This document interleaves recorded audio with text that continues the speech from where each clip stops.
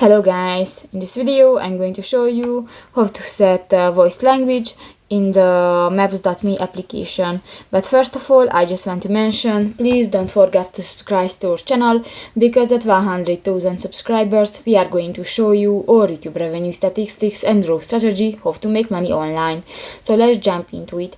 First of all, open the application on your device. So that's the home screen, and you can find different buttons. New, click to the More option at the upper right corner of the home screen, click to the Settings button, and here in the Map and Navigation section you can find the third button, the Voice Instruction. And here you can find the Voice Language section. You can find a different language. Click to the Author button and you can find different authors, Korean, Italiano or others. If you want to select an author, click that and that's it. You can use this language. So that's pretty much it for this video, guys. See you in the next one. Bye bye.